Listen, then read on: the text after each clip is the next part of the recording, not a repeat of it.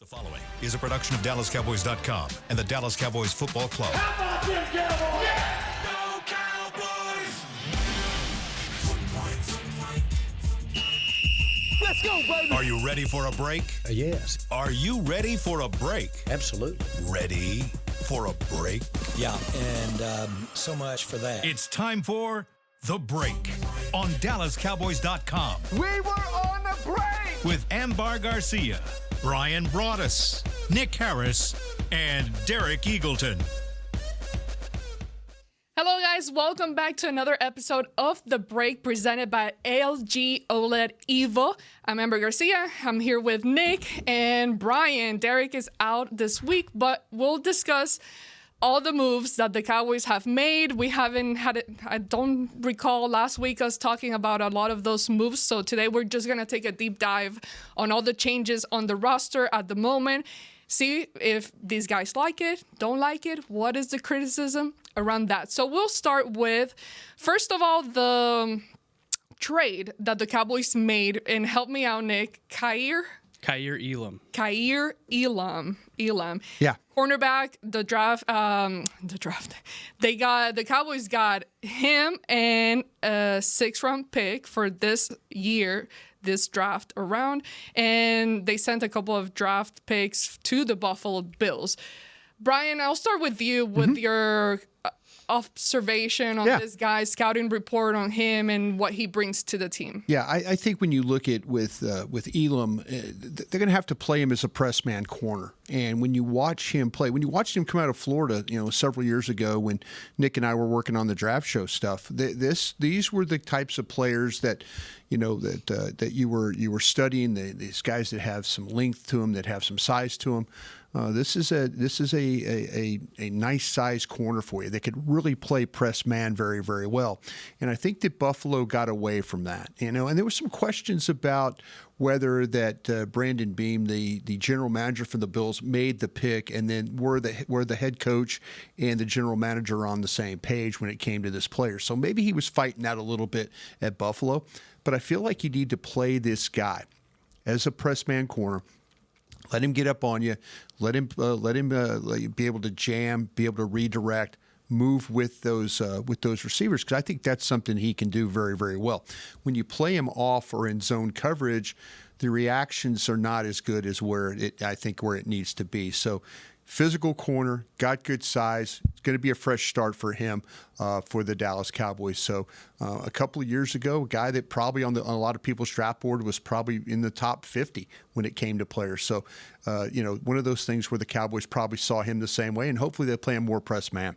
Yeah, Bryan hit it on the head. And mentioning that Brandon being the Bills GM, he was asked about Kaiir last week in availability with the media and why it didn't work out. He said, ultimately, it's on me. I made the selection that didn't work out, and I own that. You don't want those to happen, but, man, I'm rooting for Kaiir. I really am. So, it was a situation where I'm forgetting the guy's name who took over his spot, but he was a 6th-round pick in that same exact draft, and he Christian Benford just immediately took over Kaiir's job almost immediately as when they were both rookies, and he's just kind of carried that on throughout early in their career. So hasn't really worked out for Kaiir in Buffalo, but coming to Dallas, there's going to be an opportunity for him to start on the outside as early as week 1. If Trayvon Diggs is not available to go, they're going to need someone on the outside opposite of Deron Bland. They're also going to need someone in the nickel. There's a lot of We're problems. working on that. We're working on. There's a lot of problems at corner, and just having depth right now certainly helps. And look, I saw some people on social media kind of overreacting to, like, why would you draft this bust? He's a first-round bust. I mean, you gave up nothing at the end of the day. You got a guy who's going to be on a 1-year rental for you, and if he plays well, you can sign him to a second contract. It's not like you're going to activate that 5th-year option and pay him, $17 million next year. You're fine. It's a cheap guy that you can add depth, and it's a guy who's going to get a second chance. Well, second chances sometimes work out too. And sometimes, like you say, Brandon Beane even came out and said it. It's on him. The general manager saw something in the player, and Brandon Beam, and we can all agree the Buffalo Bills are a pretty damn good team. And sometimes as a general manager, you give a gut feeling about a player, and it, is a first round. Yeah, that's an expensive way of doing things. But, the fact that, to me, that this player, you watched him at Florida, and you watch him play at Buffalo, there's some traits and things that happen. I know that they had a game against Kansas City that was really, really rough. But, this guy coming in and playing, though, I could say Nick's right. Sometimes people make mistakes. Maybe this guy comes to a fresh start, a new opportunity, a coaching staff that kind of believes in him a little bit, and then you never know what you get out of that. But this guy's a physical player. You could go back and watch him in college cover those really good Alabama receivers and carry those guys all over the field and make plays and stuff like that. So as a scout, I was always taught, man, you see that, I think will translate. Hopefully that'll be an opportunity for him here. Now, as we go along the list of guys, we're going to play a little game, and I'm going to put you guys on the spot. I just want you to give me your rating. You know when you go to the doctor's office and they have a chart with a smiley face, a sad face? I hate this game. So I'm in pain, Ambar. You've got three choices here, okay? Happy face, smiley face, a neutral face, just a straight up line, horizontal line, or a sad face. So for this one, taking into consideration what you gave up for this guy and everything that it involves, where would you rate this move for the Cowboys? Neutral. I think neutral right now. But hopefully they play him the right way, and then it turns into a happy face. But I'm going to go neutral on it as well. Okay, perfect. So the next trade that the Cowboys made not too long after that first one was they traded for Kenneth Murray. He's a linebacker, and this trade happened with the Tennessee Titans. They also got a pick from the Titans as well. What do you take into this? Do you like this guy, Nick? I know we know the need at linebacker currently for the Cowboys, knowing with Overshown and his injury. How do you rate this pick? Yeah, this is certainly an interesting one. And when it came down, I guess that was last Wednesday. I was like, oh wow, this is an interesting move. I kind of adding on to what I was saying earlier about social media being an upheaval about these trades is like essentially you took one of your 5th round picks and moved it to the 7th round, and you added 2 players that can start for you this year. I don't think that's a bad move at the end of the day. And there was some day 3 2026 cheese involved, but it wasn't anything major. And when you add a guy like Kenneth Murray, who has the experience that he has, he comes off being a team captain in Tennessee last year. He can control your defense if he needs to. It's a smart player to have involved. This is not a bad move in my eyes. Now, granted, is he the best linebacker you could have traded for? No, that's why he only cost a 5th or 6th round pick, whatever it was. I think there's some instincts in the run game that he might have to be addressed with Matt Eberflus, but Eberflus has done a really good job in developing linebackers throughout his time. Now Murray's been in the league for 4 or 5 years now. How much development, quote unquote, does he have left? Can he teach an old dog new tricks? The guy is 26 years old. I think there is still some development left in his game, but he's a hard hitter. He's a thumper. I like this move. I don't think he's a long-term starter here in Dallas, but I think he's a guy that can give you more than enough flexibility for DeMarvion Overshown to come off of his injury. More than enough flexibility if Jack Sanborn might not be ready to command a defense early on. This is a guy you want to have involved. I mean, experience really pays off in this league, and he's got it. Yeah, I totally agree with what Nick's saying here. And to me, there's this group, when they went into the free agency process, we were talking about linebackers. We were thinking about, hey, positions that maybe, I know in the draft show, positions you might double dip. Linebacker surely was one of those areas that we were focusing on. But to go out and get a guy like Murray, and I'm going to say this, the physicality that he plays with, I think is impressive. The toughness that he plays with. Is he perfect in coverage? No, not all the time. But when you start to talk about playing run defense and filling in the hole and getting to the outside and playing with a little range, little length to it, I think that you could have done far worse here. So I'm with Nick on this one. Is he a starter? Could he be a starter? Yeah, he can absolutely be a starter. He's proven places where he's been. He was a starter at the Chargers. He was a starter at Tennessee. We've seen what they did, last year, with Eric Kendricks, and hopefully you get the same kind of results, that you get a guy that comes in and is physical and makes plays and brings an element of toughness to your game. And with that, they added another linebacker, and Nick mentioned him, Jack Sanborn. This was a 1-year deal from the Bears. That's where he played. What are some of the differences that you see Yeah. there and the type of player between these Well, two? and the Bears have got a good group of linebackers. I felt like, that they were Sanborn. What's surprising to me is he was less than $1 million player, and they let him walk. They didn't tender him. So, he was able to kind of, Dallas jumped in there really, really quick on it and was able to get that done, probably with a little bit of influence from Matt Eberflus. But you watch this guy play. Here's a guy that has a real nose for the football. I mean, the tackles are there.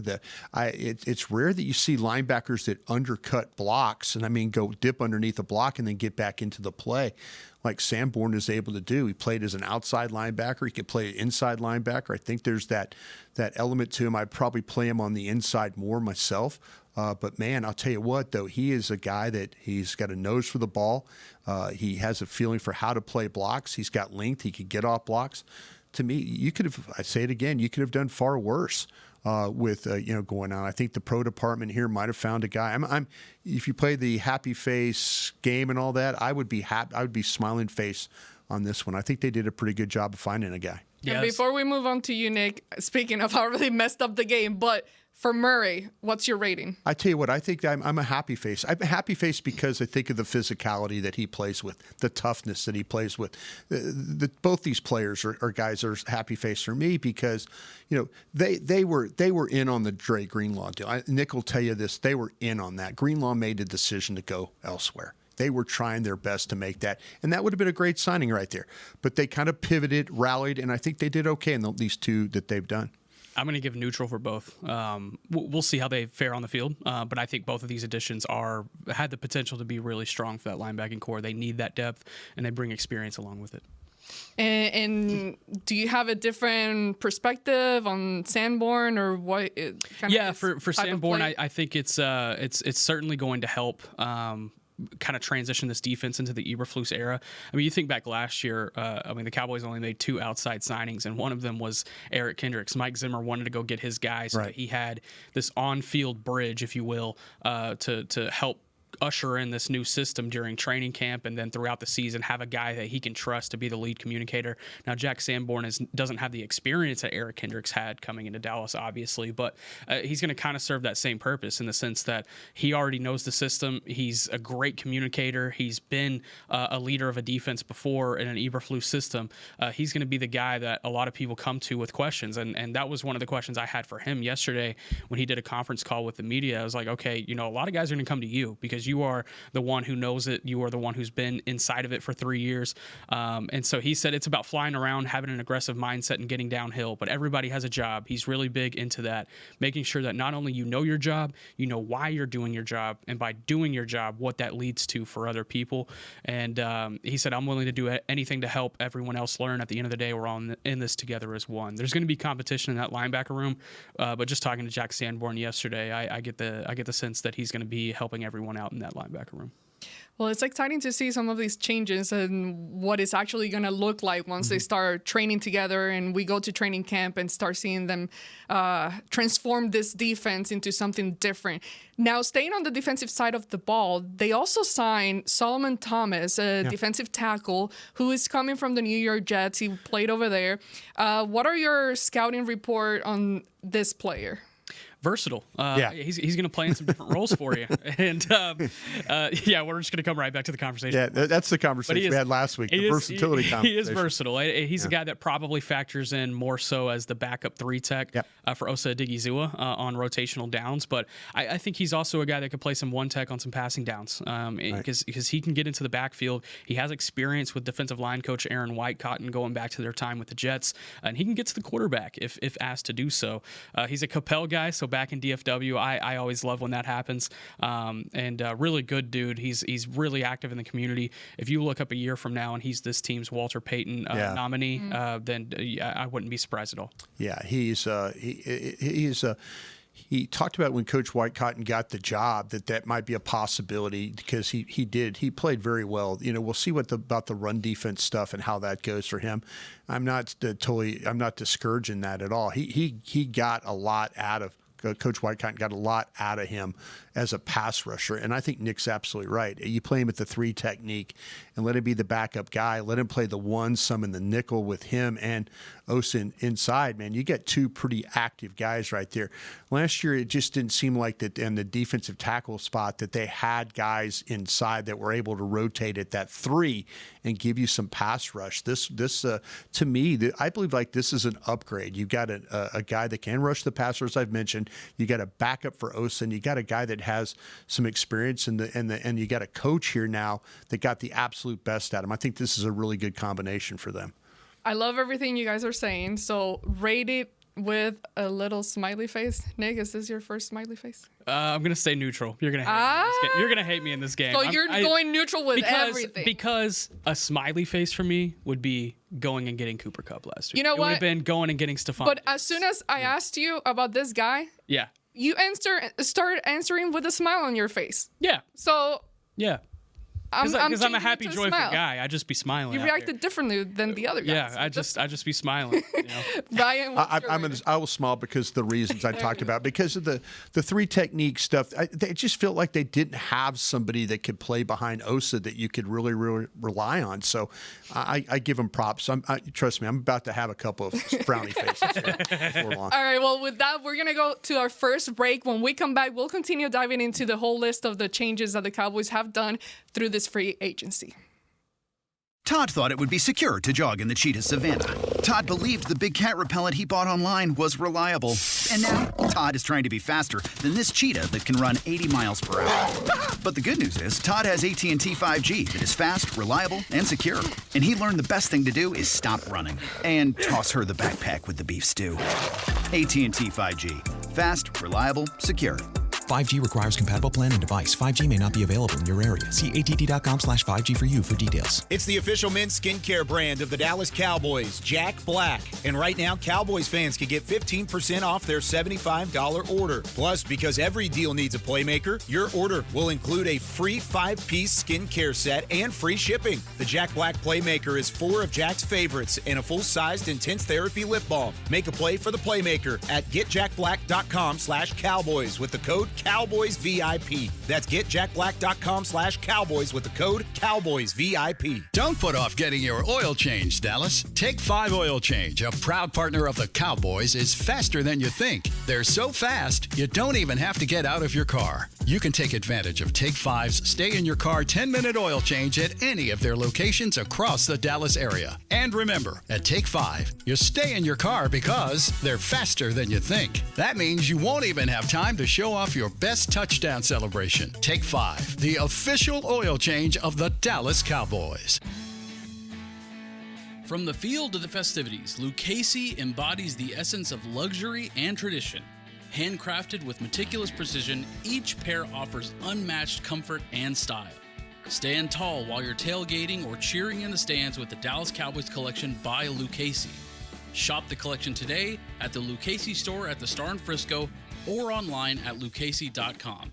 Lucchese, the official boot of the Dallas Cowboys and Dallas Cowboys cheerleaders. How do you tell the world about all the great gifts in the Yeti store? Let her rip, Troy. All right, folks, let's get started with the Yeti French Press. Enjoy coffee that stays hot for hours in a French press. 34 ounce for you, 6'4" for the cruise. The Yeti French Press. Up next, waterproof bags. Bags waterproof. Submersible waterproof doubles. Waterproof backpacks. World's mostly water, so get a waterproof Yeti bag. Do I smell something cooking? Oh, new cast iron skillets made to be passed down like Mama's recipes. Take a steak, cornbread, cobbler's pot pie, and potatoes and next level with 3 sizes of Yeti cast iron skillets. Gear, gifts, and product experts. Visit the Yeti store on McKinney Street and at South Lake Town Square today.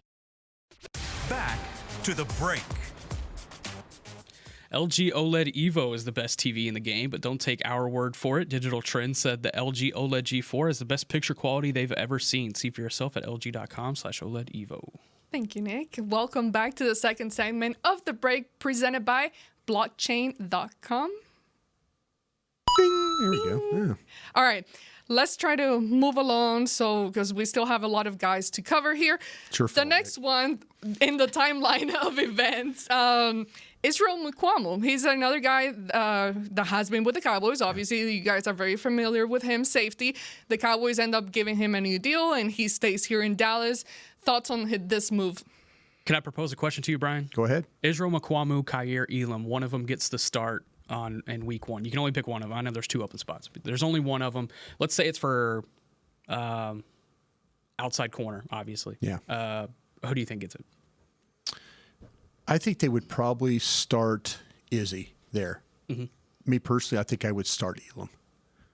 I think that to me that Elam, I think in training camp we're going to really like the physicality that he plays with, and we'll see. But I would say that they would. Izzy's a good player for them. I mean, he's done a good job. You remember? I mean, the nickel job he did against Tampa in a playoff game. You know, that can't go unnoticed right now. I think he's one of those guys they're kind of trying to find a spot for him. But I would say they would probably start him. But I think Elam is going to. That's a terrible answer because I'm riding the fence on that.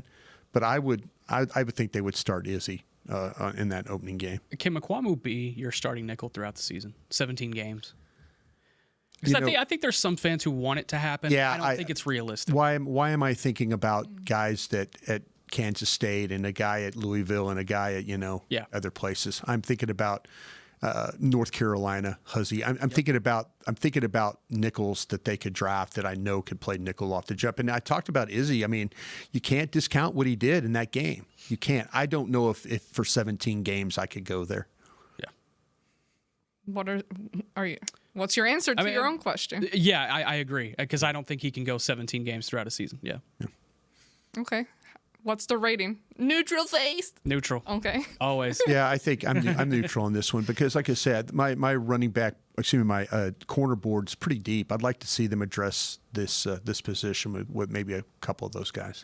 All right. Well, Brian, you got the timeline right because the next guy is a running back over here. The Cowboys got Miles Sanders, who's formerly has played in the past for the Eagles. I think that's where most people kind of recognize him from during his timeline there. Mm-hmm.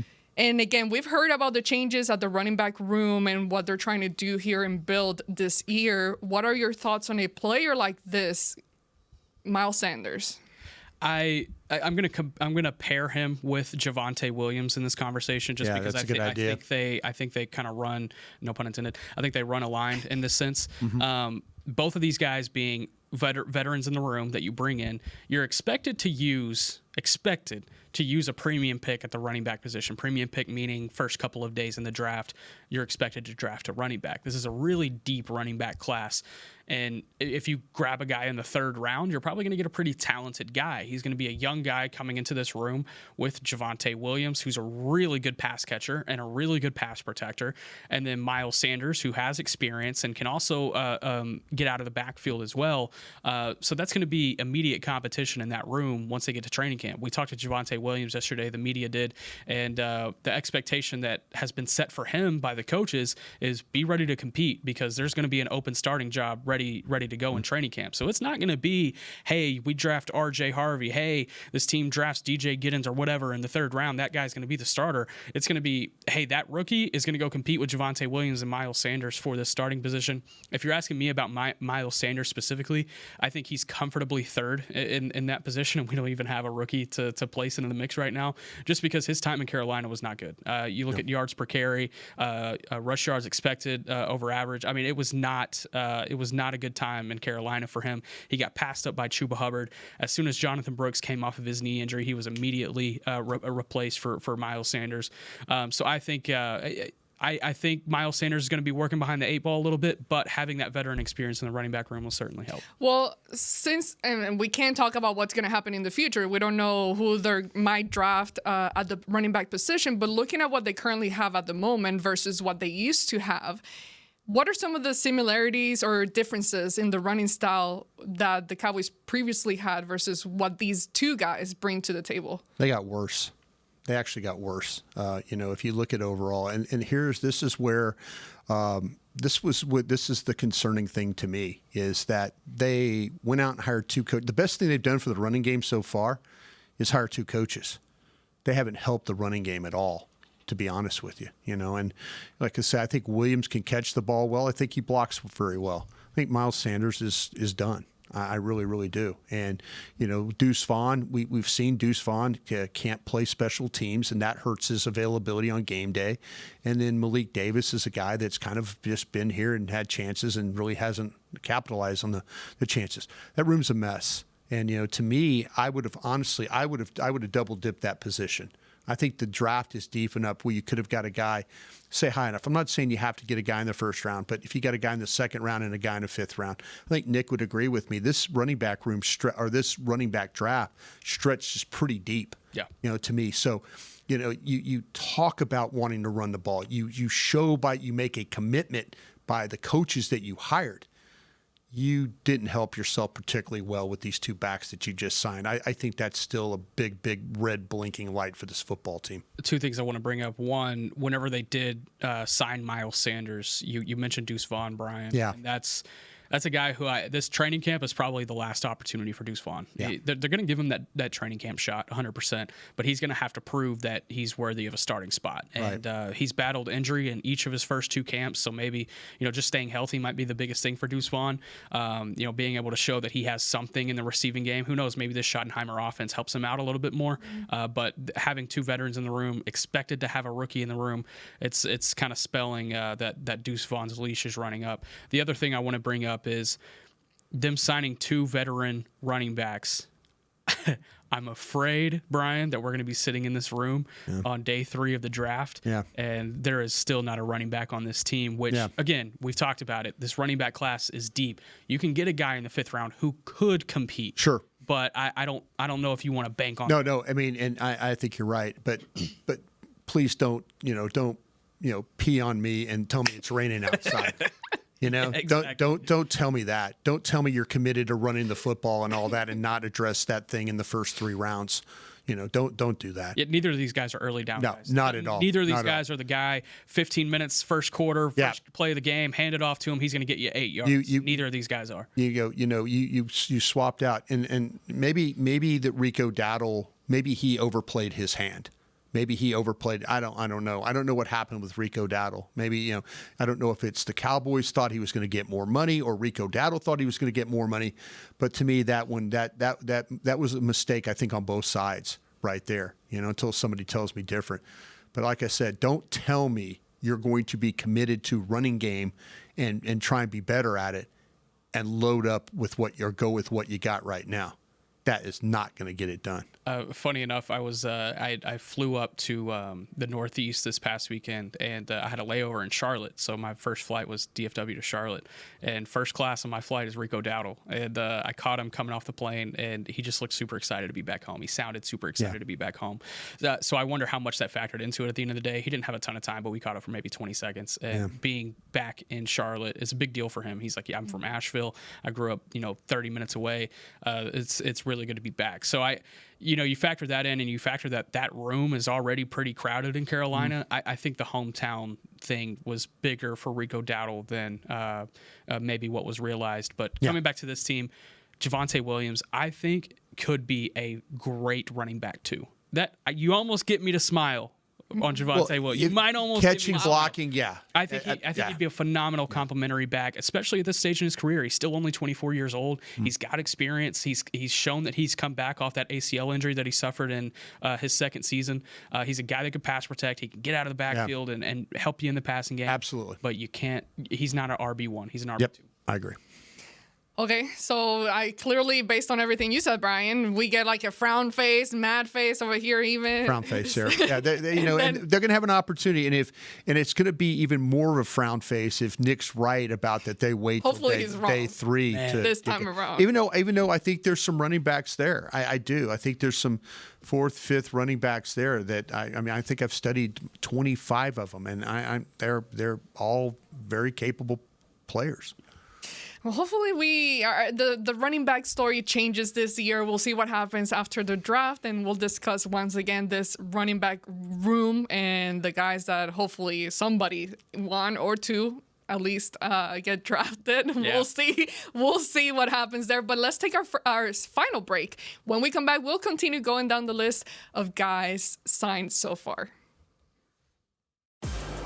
If you can't be at the stadium, there's no better way to watch your Cowboys than on an LG OLED Evo TV. That's because everything you see is more lifelike. Every play, every hit. I mean, you might as well be on the sidelines. That's how clear it is. It's all thanks to LG's legendary technology. Perfect black, over 8.3 million self-lit pixels. No one comes close. LG OLED Evo is the best TV in the game for a reason. See for yourself at lg.com/OLED Evo. They say champions are remembered, but legends are never forgotten. United Ag and Turf offers a winning lineup of John Deere equipment built to tackle any challenge on and off the field. Legendary John Deere tractors, combines, residential mowers, commercial mowers, compact construction equipment, Gator utility vehicles, and a full line of golf and sports turf equipment. United Ag and Turf, the official Ag and Turf equipment supplier of the Dallas Cowboys. Visit UnitedAgAndTurf.com to find a location near you. If you shout, "How about them Cowboys?" you have that undeniable passion that's the heart of Cowboys Nation. And if you like to drink Dr. Pepper, you love the unique blend of its 23 flavors. Together, your one-of-a-kind fandom paired with the one-of-a-kind taste of a delicious ice-cold Dr. Pepper is the game day lineup that can't be beat. Better yet, gather your Cowboys and Dr. Pepper fan friends to watch the next game and crack open a delicious ice-cold Dr. Pepper for everyone. The wins will be even tastier. It's a pepper thing. And we're going to overtime. Erica, how much have I spent on concessions? For questions about their money, Dallas Cowboys fans can turn to Erica, the virtual financial assistant in the Bank of America mobile banking app. Learn more at bankofamerica.com/Erica by your side. Bank of America, official bank of the Dallas Cowboys. Erica responses may vary. Digital tools featured require downloading the mobile banking app and may only be available on select mobile devices. Erica is a mobile feature only available in the English language. Your chat may be recorded and monitored for quality assurance. Message and data rates and additional terms may apply. Bank of America, N.A., member FDIC. Todd thought it would be secure to jog in the cheetah savanna. Todd believed the big cat repellent he bought online was reliable. And now, Todd is trying to be faster than this cheetah that can run 80 miles per hour. But the good news is, Todd has AT&T 5G that is fast, reliable, and secure. And he learned the best thing to do is stop running and toss her the backpack with the beef stew. AT&T 5G. Fast, reliable, secure. 5G requires compatible plan and device. 5G may not be available in your area. See att.com/5G for you for details. Back to the break. AT&T, connecting changes everything. That's the best ad right It there. is. I had to read it. Easy and to the point. Yeah. Easy and to the point. That's how we like it. All right, let's move on. Dante Fowler, he's a guy on defensive end. You guys should be familiar with him. He's been here before, and now he comes back once again to be here and join this defense. Where is he at right now in his career? And are you guys happy with this decision to bring him back? You know, Ambar, you're going to get me to smile with this one for a couple of reasons. One, the sense that they went out and were aggressive in getting another pass rusher opposite of Micah Parsons, my goodness, once they realized that DeMarcus Lawrence was not going to be back in the fold. So going and getting a running mate for Micah on those passing downs, and especially a violent, athletic guy like Dante Fowler coming off the season that he had in Washington, it's kind of a career resurgence for him that he had in D.C., 10.5 sacks. I thought he was snubbed for the Pro Bowl. I thought he was a guy that would have been a shoo-in. A couple of forced fumbles, 14 tackles for loss. And this guy, he did a lot for the Commanders' defense last year, and mostly rotational work. And so I think he's going to have a starting opportunity here. You get me to smile because of that. Secondly, you get me to smile because they signed a contract more than $6 million. Granted, it's $6 million base, but it's worth up to $8 million. This is the richest annual free agent deal that they've signed in 10 years. So Greg Hardy? Yes, since Greg Hardy. So hopefully it pans out a little bit better than that one, and Dante Fowler can bring some pass rush to this team. I'll tell you what, I like this one too. And you got even me smiling. Yeah, see, you know. This is a smile. This guy, if you go back and watch him play for the Commanders, you know, he did a really fine job. I know people have some questions about his ability to defend the run. I thought he got better at that. There were some times where, you know, you watched him and blockers tried to get up on him, and he was able to shed those guys, to chase the ball. No, I was happy to see that for him. He's like I say, I think that, you know, here later in his career, things are kind of going in the right direction for him. And the pass rush, the sacks, the ability to play in the twist game. You know, you need somebody opposite Micah, and I'll tell you what, you got a guy that can create pressure, and he can also get sacks. So, you know, good for the team for getting that done. That was a good get for them. All right, next guy up is another guy that's coming off from the Philadelphia Eagles, coming up with a Super Bowl. But Still, this is a guy that a lot of people have criticized as far as the fans, like on social media, because he doesn't have a ton of really good experience on the record. He's Paris Campbell, wide receiver. Thoughts on what him coming to the team actually means for the wide receiver room? Yeah, originally from Akron, Ohio, went to St. Vincent St. Mary, went to Ohio State. They got LeBron James, guys. Yeah. No, I think it's just it's veteran experience to add to the room. I think this is more so competition for guys like Ryan Flanoy, Jalen Brooks, and they want a veteran that can kind of be in that mix. Think of this as like a wide receiver 3/4 competition, and Campbell's kind of in that mix. This does not stop this team from getting a running back as early as pick 12 receiver. In this draft. Receiver. My bad. Yeah. Receiver as early as pick 12 in this draft. Yeah, practices, as we all know, are long. And there's a lot of running involved, and you need a lot of wide receivers to get through practice. And this is one of those opportunities. A veteran guy, you'll play some preseason games. You'll have a veteran player out there. You might have to be in a situation, too, where you're trying to evaluate. Maybe you do draft a young quarterback, and he's going to have to play in those preseason games. You want a veteran guy out there that knows what he's doing, and so this is exactly what this is. Nick's right. It doesn't keep you from doing anything else in your draft plans for wide receivers. Okay, I'm going to rating real fast. Neutral. Sad, honestly. Yeah. I thought even if you were trying to add veteran experience to like the depth of that room, I think you could have done better, but we'll see. Yeah. Agree. We're going to run through these guys a little quicker because we still hopefully we can finish before the end of the show. We got another defensive end, Peyton Turner. He signed smiley face. Okay. Why? I tell you what, I think that with Peyton Turner is that, to me, I like Peyton Turner because I like the length that he plays with. I like the range he plays with. I think he plays the run very, very well. I think there's a guy that, he's kind of like what we call that 5 technique, that head up end that can kind of 2-gap, look inside, look outside. But I like the way that this guy plays the run. And I think when they run the ball at him, he's very capable of getting off blocks and making plays. He's not a pass rusher. He is not a pass rusher at all. There's probably 1 or 2 snaps where you could see him rush the passer, and you're like, okay, I get it. But he is not. He's a much better run player. But I do like the fact that they got a guy that could play on the edge that kind of takes over the role of what Golston did for you. Yeah, I like that.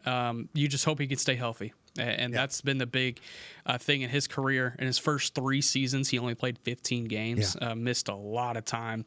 But last year, he played 16 games for the Saints, and mostly rotational work.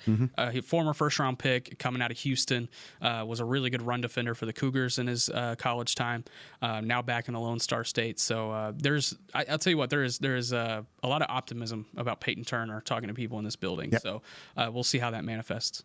How are you feeling? Neutral. And you, Brian? I'll go smiley because I think he brings something to play in run defense. Smiley. Yeah.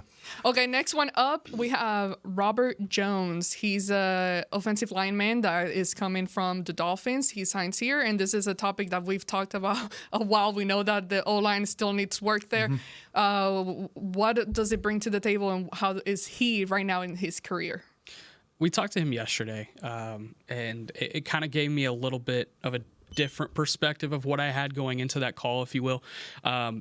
He started 17 games for the Dolphins last year, and it was a super valuable experience for him. Didn't do particularly well. He graded out as one of the worst guards in the NFL, actually, that played throughout the season. But prior to that year, 13 games of starting experience, mostly at left guard, mostly at right guard. Right. Flips to left guard for the Dolphins last year. He said his most natural position on that call yesterday. He said his most natural position is right guard. Okay. So, he's going to be competing for that right guard spot with Brock Hoffman, TJ Bass. You would expect a draft pick to be in the middle of all that. Do they factor Cooper Beebe into that competition too?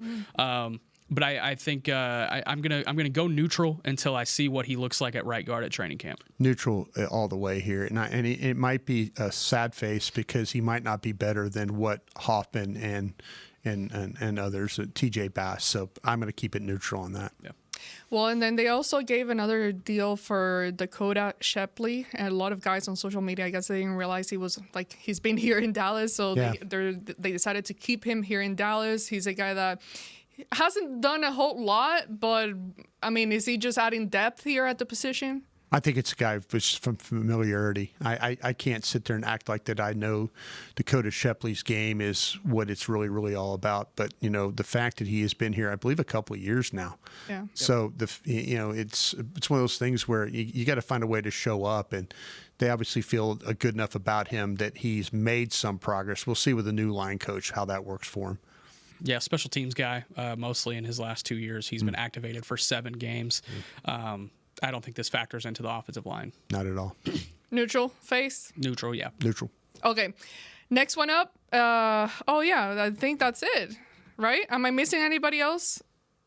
Let's see. Yeah, we've gone through all of them. We've gone through everybody. Okay, so up to this point and what the Cowboys have done. So now you're going to give me your kind of overall overview based on all your faces. Yours, Nick, is just neutral.